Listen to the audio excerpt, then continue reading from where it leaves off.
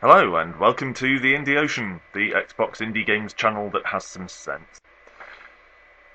Xbox Live Indie Games is infamous for being full of Minecraft clones. And whether or not that's justified, I think the imminent release of the Xbox version of the long-awaited actual release of Minecraft is an opportune time to take a look at some of the alleged rip-offs of it.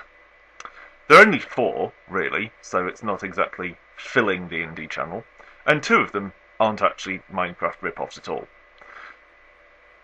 Fortresscraft, for instance, admittedly does have a block-based world, but it's much more of an open, free-form construction sandbox. There's no mining or resource gathering. You can just build or remove whatever you like, wherever you like, and just build things to whatever specifications your imagination sees fit.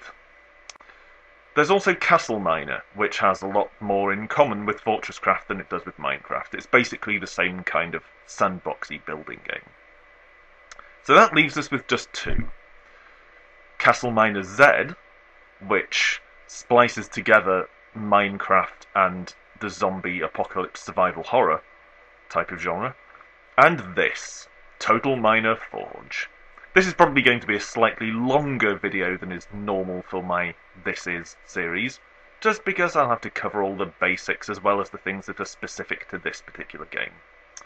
So, let's get straight into some mining and building action. I'm going to create a new world, and I'll show you my other world later on. So, delete that autosave because there's no point, and go with a new world. I think creative is another freeform building thing, but I haven't really looked at it that much. I play Dig Deep. I'm not going to fiddle with all the texture packs and stuff. I'm not sure what all of this does. I don't know what map seed does, and this attribute thing here, you can go through exploration, RPG, challenge, various things, and I don't know what difference they make. The game doesn't say. The texture pack basically just changes the appearance of your game world, but I'm going to leave it on the default for now. And I'll skip this laborious loading screen, so come back in a second. Okay, so here we are, in our newly created Total Miner world. This is obviously the spawn point, and the spawn point always comes equipped with a couple of things. One is this tool shop, where you can buy tools. You have an unlimited supply of wooden pickaxes, so whatever happens, you're never entirely without the ability to get tools. And more tools unlock as you find blueprints for them. More on that in a second. And this one is a block shop, where you can buy blocks. You have to prospect blocks, basically come across them and identify them before you can buy them from the shop. But then you can buy them if you choose. So if you want to build something in particular out of, say, basalt or something, then you don't necessarily have to go and mine a ton of it. You can, if you want, buy some. You start the game with a certain amount of money. As you can see here, at the bottom we have money listed in our inventory. So you can use that from the outset, or you can just hang on to it. I use it if I'm feeling lazy and don't want to go searching for iron, because iron is surprisingly rare. So I use it to buy iron pickaxes and that kind of thing. But also, when you do mine, and when you're digging for stuff, you can sell the blocks you've dug up to get more money, which I think is a nice feature. Now, bear in mind that I haven't actually played Minecraft, I've only seen it played. So, some of my insights might be slightly mistaken about what's involved in Minecraft. But, anyway, let's go and explore. Conveniently here, you see a blueprint. Now, this is something that, as far as I know, doesn't occur in Minecraft. If you want to build something, craft something, you can't just craft it. You have to find blueprints. So this one is a blueprint for a flint arrow. Now we can build flint arrows if we have the components. And the blue spinning arrow that's sort of in the bottom leftish area of the screen at the moment, points towards the nearest blueprint and gives you an indication of how far away it is, based on how fast the arrow spins. Oh, cave system. Now, I should cover the very, very basics for anyone who's completely unfamiliar with the idea of Minecraft and Minecraft-type games. The world is randomly generated, and you can dig up blocks, chunks of the world, like this, and then not only do you remove them, you pick them up and put them in your pocket. You can see here on the inventory screen we have the stuff that we started with, the blueprint we just picked up, and a block of dirt that we just mined. But then you can also, if you're so inclined, select the block. Actually, that's the wrong way to do it. That's the way to do it. Select the block, and you can see I've got it in my left hand now, and you can put it down. So you can tunnel, you can mine for stuff, and you can build stuff with the blocks you've dug up. Now, like Minecraft, which pretty much set the template, or at least popularised the template for this kind of game, you can dig up coal and iron and use coal to make torches, put them in furnaces as fuel, and use iron, smelt iron, use it to make stronger tools, weapons, all that kind of stuff. So there is definitely a whole Minecraft digging up resources and using them to create things kind of element to it. However, the world of Total Miner Forge is a lot smaller than the world of Minecraft. Apparently the Xbox version of Minecraft has a very small world anyway, but I don't think it's actually released yet, so I don't have any confirmation of that myself. The world in Total Miner is definitely quite small, but only horizontally. And this is one of the ways that I think Total Miner differs from Minecraft. The aim here isn't so much about popping down into cave systems, gathering resources and then building stuff on the surface. You don't really have much to gain by building a house up here. As far as I know, enemies don't spawn on the surface, only in the caves. So really this whole surface area just serves to provide you with a source of wood and somewhere for your shops to live. The aim of Total Miner, more than gathering resources and building stuff on the surface, is to try and dig down as far as possible. The world here seems to emphasise the vertical more than Minecraft does, so let's grab a few replacement pickaxes for when this one wears out and head down into this cave system. Now, one of the things I like about this game is, if you bear in mind that the objective is in fact to dig down as far as possible, it's designed quite well. It tends to have naturally flowing cave systems. I'll try and build some stairs here so I can actually get back up when I head back this way. It has naturally flowing cave systems, so that it's usually fairly simple to progress from place to place underground, at least for a while. You can follow the sequence of torchlit caverns down, so that's fine. Dark. Where's the next torchlit cavern? There's usually a way to progress. Interesting. Oh well, I'll leave and go and search for another cave system, for reasons that I will explain momentarily. Yeah, you usually go from torchlit cavern to torchlit cavern down into the depths, and it's all well and good. However, after a while, you begin to notice something. There's a lot of darkness around. If you want to stray off the beaten track and venture away from these torchlit caverns and go mining for yourself, it's very, very dark, and you need to illuminate the darkness, but unlike Minecraft, things like coal are very difficult to come by. When I first played this game, and bear in mind I'm still relatively new at it, I mean I put probably something like, I don't know, 12 hours or something into the game. When I first played it, it took me maybe an hour before I found coal, and then longer than that before I found iron. So you have to go a long, long way before you find any useful resources. Ah, there's another cave system, I think. Maybe that one will be better. In the meantime, let's get some wood, just to demonstrate how that works. Yeah, so you have to go a long, long way to find useful resources. and that is kind of a problem. In fact, even once you find iron, it's in the form of ore, and as those of you who've played Minecraft, or Terraria for that matter, will know, you have to smelt your iron before you can actually use it for anything. So you have to build a furnace, and in Total Miner, furnaces are built from basalt, and basalt is a long way down. I mean, it's actually not. In the scale of how far down the caves go, it's one of the higher layers. But it took me a long time, something like 2 hours, to get down to the basalt layer. And at that point, the caves just stopped, so I thought that was the end of the game world. And I was quite cross and stormed out of the game and didn't come back for months.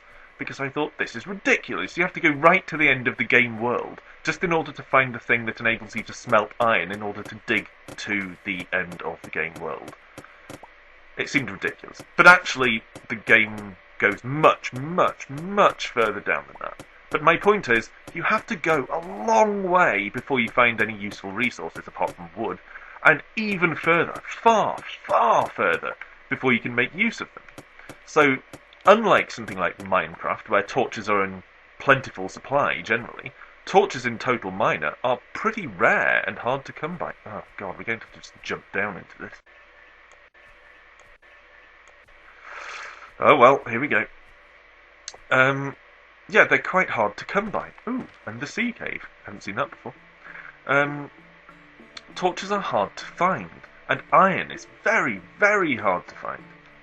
Ugh, usually caves consist of well-lit little caverns, but these ones appear to all be dark, so I'll have to go and buy torches if I want to explore them. But I think that's enough for showing you this new world and the basics of how things work, finding cave systems, mining blocks, that kind of thing. So let's go to my established world, and I'll show you some of the stuff I've done there, just to give you an idea of how things are further down the road. So rejoin me in a second when I've loaded that. Okay, now we're in my proper game, that is the world I've actually dug and explored and built in, rather than a brand new world. So you can see I did build myself a house on the surface here, completely unnecessary because there's nothing I need to protect my gear from, but I just wanted to build one. It's nice when you've spent 3 hours delving into dangerous, gloomy depths, to come back to the surface, see trees, see lakes, and see a little house waiting for you. So, here's my house, with, as you can see, my shops inside it, some crates to store stuff in, a workbench, which will be very familiar to anyone who's played Minecraft. That enables me to build more complex tools and objects than I can build just by myself. There's a furnace that I can put coal and ore in to smelt metals, and there's a chest for me to store things in. And it just has higher capacity than these crates. These crates were early builds when I didn't have much wood. So anyway, oh yes, also, this is, what, obsidian? No, that's not dirt. Don't lie to me. Anyway, this thing, I think it's obsidian, basically teleports you between blocks of the same type. And I carried this around for a long, long time, but it's got to the point where it can take me, I don't know, 45 minutes or something, if I'm going right down through my whole cave system and exploring properly. So I've set one of these basically at the lowest point I've got to, so I can teleport between the surface and the currently lowest point with ease. At some point I'll probably have to buy another one as I delve further down. Anyway, this is the house. Let's press on. The video is already much longer than my usual one, so I don't want to drag it out into an enormous saga. So, I could teleport right down to the depths, and maybe I will in a minute, but I want to show you a better representation of how the game works. Built a little bridge across this lake because I was sick of jumping across it through the water. And I built myself a little arch here to make it easy to find the location of my entrance to the underground. So, I carved some steps into the rock here, and then I built a ladder for the last vertical shaft. Okay, and I put a door here, not for any particular purpose, or rather not for a defensive purpose, not to keep enemies out or anything, but just so that I'd recognise my exit to the surface when I saw it.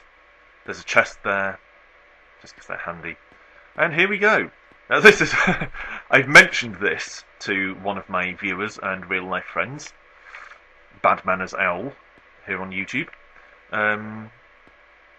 And this is a big green arrow. This is a habit I developed playing Terraria on Steam. Because there are 3 cave routes here, and I think this is the way I go down into the depths. And when I came back up the first time, I went, hang on, which one of these is the way out? Ah! And I had to explore them and try and find the exit. So I built myself a big green arrow so I'd know which way is the way out. Because frankly, when I've just spent an hour clambering back up from the depths, I don't want to have to go hunting for the exit. So, this is a series of torchlit caverns that I mentioned before, mainly illuminated by torches that were already here. But I've had to do some mining to build steps and things so I can get back up. And head down, and you can see the rock types are changing. Nothing very exciting though, but I can mine if I want to. Oh yes, that reminds me. In the top left here you'll see kind of a map, and this is something I believe is not present in Minecraft, and I find it really, really useful. You can see it gives you sort of a cross-section of what's going on around you. This is the edge of the game world, so it's represented by a big blue streak over here. You can see the depths of the caves. You can see ahead and below us there's a bit of a cave, and you can see all this grey stuff is just this same sort of rock. Can't remember what it is, sandstone. But that means it's easy to spot if you're near some coal or iron or, I don't know, emerald or whatever, because you'll see different coloured blocks on that little cross-section map. I find it really useful, particularly considering how scarce things like coal and iron are in this game. Now, one of the things I've never seen in anyone's Minecraft videos, but that occurs quite often in this, is cave-ins. And the further you go down, the more common they are. The reason I mention this is you'll keep seeing these. Blocks that are naturally part of the game world can fall in cave-ins. They can fall on you and hurt you, they can block off your exits and all that kind of stuff. So, it's a good idea to occasionally build little roofs like this, because blocks you've placed yourself can't cave in. So every now and then I have these little shelters that I can dash to if there's a cave-in. Anyway, pressing on. You can see we've been going for a few minutes now, and believe me, we're, I don't know, 10% of the way into my progress into the cave. Not even the whole cave, just as far as I've got. So, there's a drop there, so I walled it off so I wouldn't accidentally run over the edge. Built myself some stairs.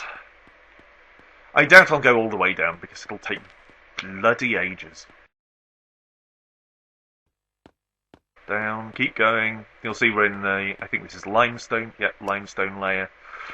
You can identify how far down you've gone by the type of rock that's predominant. So this is limestone, still pretty early, plunge down through all of this, and you'll notice we haven't seen any coal or iron or anything like that so far. What's this? Carbon. Okay, so there's a resource, I can mine that with my iron pick. But that's carbon. I haven't actually found a use for carbon yet. But yeah, no coal or iron. Partly because I've mined whatever coal and iron there was already, and partly because I don't think there was any by this point anyway. Certainly not very much. So you can see, shit! Now I did dig further down here, and you can see this is one of my outposts, where I've built a shelter against the cave-ins, a door in case I need to flee from monsters. You sometimes see spiders down here, and a chest for me to store stuff in if necessary. Ah! Don't place a block, that's not what I was trying to do. I was trying to close the door. Okay. And this is the basalt layer. And you can see the cave kind of stops here. And I thought this was the end of the game. This is how far we had to come down to find the material to build a furnace so we can actually use iron for stuff. And if you want to go any further than this, you have to start digging. So I dug here, built a little shelter to protect the entrance to my tunnel, and then tunnelled for a long, long way before I broke into another cave system. I dug this shaft straight down because I was fed up of doing laborious staircases and things. miles and miles and miles and miles down. And along this passageway. Here. Oop, what's that? Ah, that's my staircase. Down, down, down, down. And now this is about as far down as I've ever got. You can see I placed some leaves here because I happen to have them on me to mark my little hut. And this is where the far end of the teleporter comes out. This is as far as I've got. And this area is absolutely crawling with enemies. You can see it looks like the surface of hell. And it's full of spiders. You can hear them snarling at me. This is as far as I've got to. And the last time I was down here, I was trying to find a way to get down there. So anyway, this is Total Miner Forge. Is it the equal of Minecraft? Probably not. The crafting element of things is far, far less prominent in that you mainly craft... okay, teleporter. In that you mainly craft tools and things. Building and that kind of stuff isn't important. I'm sure you could do it if you wanted to, but resources are so scarce that it's not really practical. You'd end up just buying a load of stuff from this block shop. But it's only 240 Microsoft points, so about £2 or $3 US, as opposed to Minecraft's $20. So if the sort of underground exploring caves thing, the actual mining and digging, is what appeals to you about Minecraft, I can't fault this, because you get a lot of that in this game, and what it does well. So, Total Miner Forge. Very, very cheap, and maybe not as good or as developed as Minecraft, but you get quite a lot of content for your $3 or £2. Thanks for watching, and I will see you the next time with possibly a look at Castle Miner Z, the zombie survival Minecraft. See you then.